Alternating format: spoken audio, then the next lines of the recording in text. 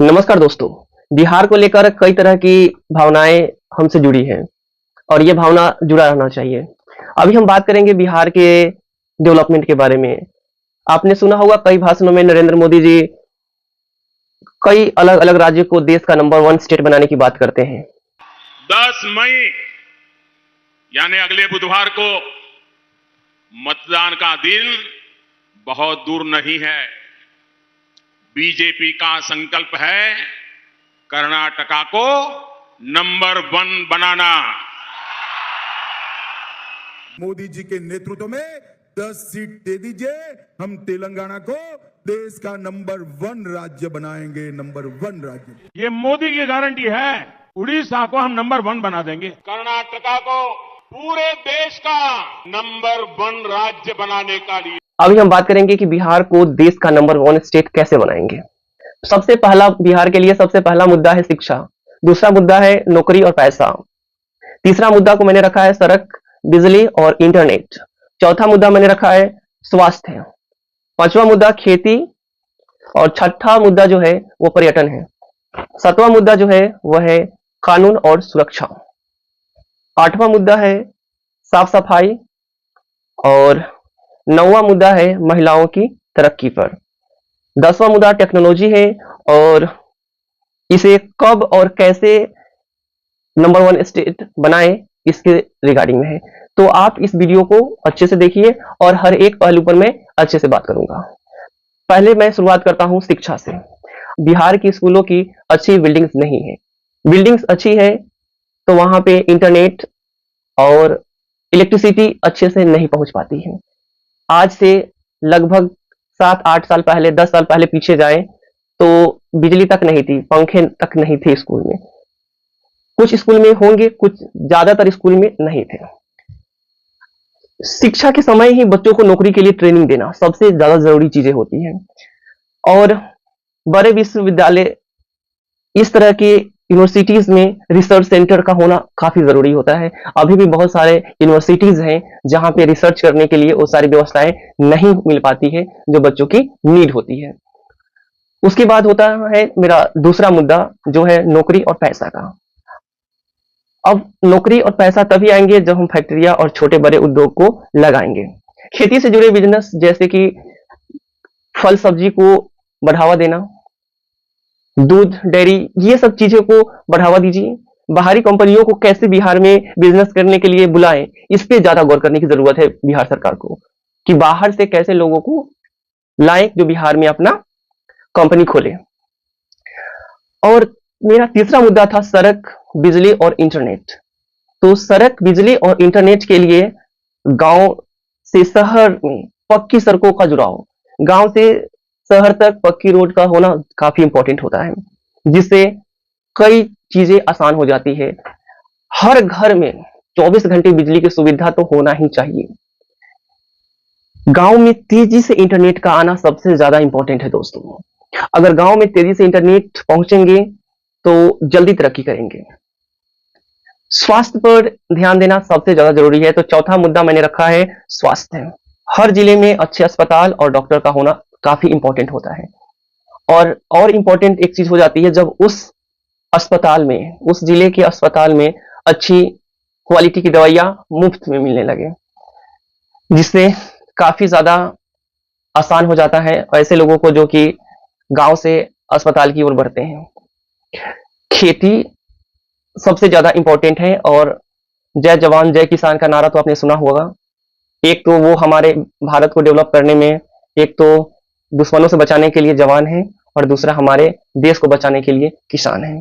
किसानों के लिए सस्ते बीज, सस्ते मशीन और खाद का उपलब्ध होना काफी ज्यादा इंपॉर्टेंट है। उनका योगदान जय जवान जय किसान का नारा से इंस्पायर होकर इस पे सोचना चाहिए बिहार गवर्नमेंट को। गांव के लोगों को नौकरियों में हिस्सेदारी ज्यादा बनाना पड़ेगा, जिससे क्या होगा कि गांव के लोग को डेवलप करने में ज्यादा, गांव के लोग जैसे ही डेवलप करेंगे हमारा देश, हमारा बिहार जल्दी से डेवलप कर जाएगा। बिहार में पर्यटन के लिए भी काम करने की जरूरत है। तो छठा पॉइंट मैंने बिहार के पर्यटन के लिए रखा है, जिसके लिए बोधगया, नालंदा जैसे स्थानों को सुंदर बनाना है। अगर इस जगह को सुंदर बनाया जाए तो बिहार को डेवलप किया जा सकता है और इसके लिए बिहार को काफी ज्यादा योगदान मिलेंगे। इन जगहों को डेवलप किया जाए जिससे बिहार के विकास में योगदान होगा। बिहार की संस्कृति और पेंटिंग को दुनिया में दिखाना, पर्यटनों के लिए अच्छे होटल और सड़कों का होना काफी ज्यादा इंपॉर्टेंट हो जाता है अगर इस विषय में बात करें तो। और सातवां मेरा पॉइंट है वो है कानून और सुरक्षा। अब पुलिस को मजबूत और ट्रेंड करना। अभी भी बहुत सारे ऐसे बिहार में ऐसे थाना है जहां उस थाने पर अच्छी वाहन नहीं है प्रशासन के लिए, तो प्रशासन के लिए अच्छी कार, अच्छी वाहन की सुविधा होनी चाहिए ताकि वो अपने काम अच्छे से कर सके। भ्रष्टाचार को रोकने के लिए ऑनलाइन सिस्टम होने चाहिए, सारे काम ऑनलाइन होना चाहिए जो कि जल्दी हो सके, कोर्ट में जल्दी इंसाफ मिले। और इससे सबसे ज्यादा और भी ज्यादा इंपॉर्टेंट चीजें हो जाती है सर सफाई। तो 8वां मुद्दा मैंने रखा है सर सफाई। देखिए, पर्यावरण में हर जगह शौचालय और साफ पानी सबकी जरूरत होती है। शौचालय और साफ पानी, गंगा नदी और बिहार को साफ रखना, ज्यादा से ज्यादा पेड़ लगाना, ये हमारी और आपकी जिम्मेदारी होती है कि आप ज्यादा से ज्यादा पेड़ को लगाएं। महिलाओं की तरक्की के लिए लड़कियों की पढ़ाई और नौकरी के मौके देना, ये बिहार के लिए गर्व की बात है। महिलाओं की सुरक्षा के लिए सख्त नियम होने चाहिए, महिलाओं को बिजनेस शुरू करने में मदद करने चाहिए। तो इन सब चीजों पर हम काम करें तो ज्यादा अच्छा होगा। इसके अगला पॉइंट है टेक्नोलॉजी। और सारी चीजें टेक्नोलॉजी से जुड़ चुकी है तो हम अपने सिटी को स्मार्ट क्यों नहीं बनाएं। जब हमारे पास टेक्नोलॉजी जो भी है उसी का यूज करके हम स्मार्ट सिटी हमें चाहिए। तो पटना और मुजफ्फरपुर जैसे शहरों में स्मार्ट सिटी जरूरी है, तो इन सिटी को स्मार्ट सिटी बनाना काफी ज्यादा जरूरी है। सरकारी काम ऑनलाइन और आसान बनाने के लिए काम करने चाहिए। नए बिजनेस और टेक्नोलॉजी को बढ़ावा दीजिए ताकि इस पे अच्छे से काम हो सके। और इन सब चीजों को कब और कैसे करें इन पर हम बात करेंगे। तो पहले 1 से 2 साल जो है स्कूल और अस्पताल और सड़कों को सही करने में काम करना चाहिए बिहार सरकार को।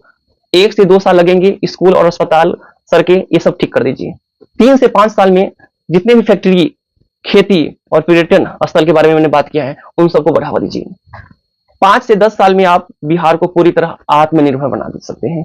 तो इस तरह के अलग अलग सोच और विचार और नियम बनाकर और स्ट्रेटेजी का यूज कर बिहार को पूरे देश का नंबर 1 स्टेट बनाया जा सकता है। दोस्तों, आज बिहार में फैक्ट्रियों की कमी है, लोग दूसरे स्टेट में पलायन करने को मजबूर हैं। इस स्थिति में अगर सही कदम नहीं उठाया जाए तो काफी देर हो सकती है। तो मैंने 1 से 2 साल जो स्कूल, अस्पताल और सड़क ठीक करने की बात करी, उसके बाद मैंने 3 से 5 साल के बीच में फैक्ट्री और खेती, पर्यटन स्थल को सुंदर बनाने और उसको बढ़ावा देने में काम करने चाहिए। 5 से 10 साल के अंतराल पर बिहार को पूरी तरह आत्मनिर्भर बना सकते हैं। तो 10 साल का स्ट्रेटेजी फिक्स किया जा सकता है और 10 साल में बिहार को पूरे देश का नंबर 1 स्टेट बनाने में योगदान देना चाहते हैं तो आप अपने सवाल उठाइए और आप अपने, जिसे आप बिहार के नेता के रूप में चुन रहे हैं, उनकी स्ट्रेटेजी क्या है, वो क्या सोचते हैं, वो कितने सालों में देश का नंबर 1 स्टेट बना देंगे, उनके पीछे उनकी क्या क्या स्ट्रेटेजी। बिहार में जवानों की कमी नहीं है, किसानों की भी कमी नहीं है, फिर भी हम बिहार को क्यों नहीं आगे बढ़ा पा रहे हैं। इतना समय बीत गया और स्टेट डेवलप कर रहे हैं लेकिन बिहार डेवलप क्यों नहीं कर रहा है। तो मैं बिहार के डेवलप के बारे में आप, मैं और हमारे समाज के लोग काम करने चाहिए कि कैसे बिहार को विकास की ओर ले जाएं और कितना जल्दी स्ट्रेटेजिक तरीके से अपने नियम के अनुसार 10 सालों में कम से कम किसी स्टेट को डेवलप करने के लिए 10 साल तो चाहिए ही चाहिए। जिस तरह का भी स्थिति है उस तरह का अगर हम इंफ्रास्ट्रक्चर तैयार कर लें, क्योंकि इंफ्रास्ट्रक्चर एक दिन में नहीं तैयार हो जा सकता है दोस्तों, लेकिन फिर भी जो चीजें हैं जिससे पहले ठीक किया जा सकता है, जैसे एजुकेशन, स्कूल, अस्पताल और सड़कों को ठीक करना 1 से 2 साल में आसान है, कर सकते हैं। तो इस तरह से अलग अलग चीजों पर काम कर बिहार को देश का नंबर 1 स्टेट बनाया जा सकता है। नमस्कार।